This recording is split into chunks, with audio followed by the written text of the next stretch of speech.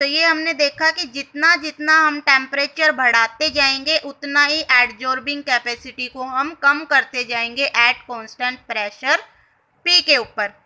उसके बाद हम एडजॉर्प्शन आइसोबार देख लेते हैं। एडजॉर्प्शन, वैसे भी ये भी एडजॉर्प्शन आइसोबार ही था बेटा। एडजॉर्प्शन आइसोबार का मतलब क्या होता है, आपने पढ़ा था थर्मोडायनामिक्स में, आइसोबार प्रोसेस, आइसोथर्म प्रोसेस, है ना, adiabatic process, isochoric process, volumetric process भी जिसको बोल रहे थे, है ना। वहां पे आप क्या देख रहे थे कि आइसोबार का मतलब जहाँ पे प्रेशर कांस्टेंट हो। मैं प्रेशर को कांस्टेंट लेके ही चली हूँ बेटा, और फिर टेम्परेचर बढ़ा के मैंने उसको देखा, है ना।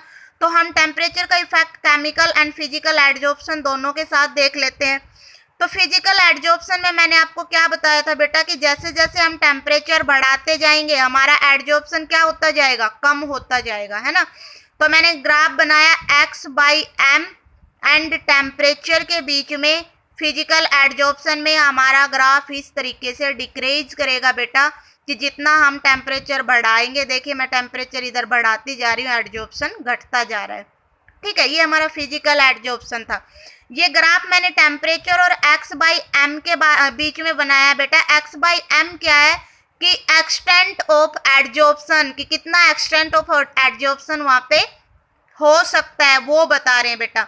x है आपका एडजॉर्बेट एंड m है आपका मास ऑफ एडजॉर्बेंट, मतलब कितना एडजॉर्बेट एडजॉर्ब हुआ m मास ऑफ एडजॉर्बेंट पे, या मैं सिंपल लैंग्वेज में बोलूं कि एक्सटेंट ऑफ एडजॉर्प्शन, कि कितना एक्सटेंट ऑफ एडजॉर्प्शन हो रहा है एट टेम्परेचर T के ऊपर बेटा। तो x/m और T के बीच में फिजिकल में ग्राफ इस तरीके का बन रहा है ना, कंटिन्यूअस डिक्रीज करेगा, जितना टेम्परेचर बढ़ाओगे उतना डिक्रीज करेगा। लेकिन केमिकल एडजॉर्प्शन में क्या होता है बेटा, इस तरीके का ग्राफ आता है केमिकल का, कि पहले एक बार बढ़ेगा, एक पिक वैल्यू तक बढ़ जाएगा, और उसके बाद आपने टेम्परेचर बढ़ाया तो ये घटना स्टार्ट कर देगा बेटा। क्योंकि देखो केमिकल एडजॉर्प्शन में मैंने क्या कहा था, स्ट्रॉन्ग बॉन्ड बनते हैं। तो स्ट्रॉन्ग बॉन्ड बनेंगे तो स्टार्टिंग में तो वो हीट को लेना पसंद करेंगे क्योंकि अपने बॉन्ड को फॉर्म कर रहे हैं वो, लेकिन वो एक फिक्स टाइम तक ही उसको टेम्परेचर चाहिए जहाँ पे उसका एडजॉर्प्शन क्या हो जाएगा, मैक्सिमम हो जाएगा। अगर उसके बाद आपने उसको और टेम्परेचर दे दिया तो फिर उसका एडजॉर्प्शन कम होना स्टार्ट हो जाएगा। तो कुछ इस तरीके का ग्राफ आता है हमारा केमिकल एडजॉर्प्शन का बेटा।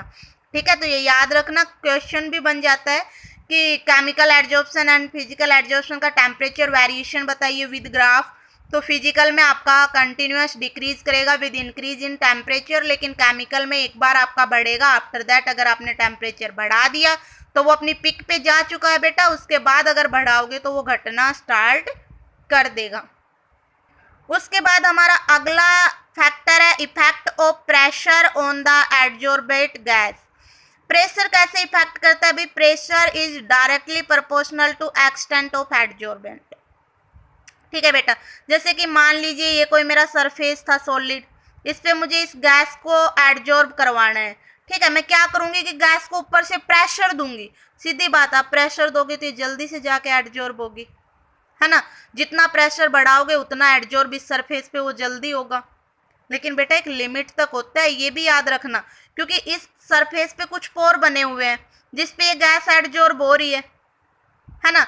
लेकिन आपने क्या किया, प्रेशर खूब बढ़ाया, एडजॉर्ब कर दिया। अब आप चाह रहे हो मुझे और एडजॉर्ब करना, और प्रेशर बढ़ा रहे हो, लेकिन वो पोर तो सारे भर चुके हैं, तो क्या उतने ही एक्सटेंट से अब एडजॉर्ब होगा? नहीं होगा, क्योंकि अब तो जगह नहीं है ना उतनी। ठीक है, लेकिन अगर स्टार्टिंग में हम बात करें तो हम जितना प्रेशर बढ़ाएंगे उतना हमारा एडजॉर्प्शन क्या करेगा बेटा, बढ़ेगा। क्योंकि प्रेशर बढ़ाते हो ना आप गैस पे, तो गैस वैसे भी लिक्विड बन जाती है बेटा, वहां पे भी आप सरफेस एरिया भी उसको कहीं ना कहीं ज़्यादा दे रहे हो।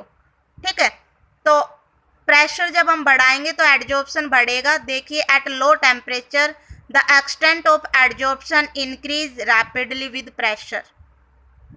ये कह रहा है कि जब टेम्परेचर कम होता है और आप प्रेशर बढ़ा रहे हैं तो आपका एक्सटेंट ऑफ एडजॉर्प्शन भी बढ़ेगा बेटा। Small range of pressure the extent of adsorption is directly proportional to pressure. ठीक है भाई, कि जब हम प्रेशर को बढ़ा रहे हैं तो हमारा एक्सटेंट ऑफ एडजॉर्प्शन भी क्या करेगा, बढ़ेगा। लेकिन at higher pressure it achieve limiting value. लेकिन क्या होता है बेटा, हायर प्रेशर पे जाके ये एक कांस्टेंट वैल्यू ले लेता है, एक लिमिटिंग वैल्यू ले लेता है। दोबारा देखिए कि जब स्मॉल रेंज ऑफ प्रेशर पे हम बात करेंगे तो प्रेशर बढ़ाओगे तो एडजॉर्प्शन क्या करेगा बेटा, बढ़ेगा, ठीक है। लेकिन धीरे धीरे जब जितना आप टेम्परेचर प्रेशर और ज्यादा बढ़ाओगे तो वो एक लिमिटिंग वैल्यू पे पहुंच जाएगा, उससे ज्यादा वो नहीं बढ़ेगा। कि मैंने अभी बताया क्यों नहीं बढ़ेगा, क्योंकि जितना उस पे वो एडजॉर्ब होना था आप करवा चुके हो प्रेशर बढ़ा के, उससे ज्यादा। जैसे कि ये वैसा ही है जैसे हम सॉल्यूशन में पढ़ते हैं ना, सैचुरेटेड, सुपर सैचुरेटेड।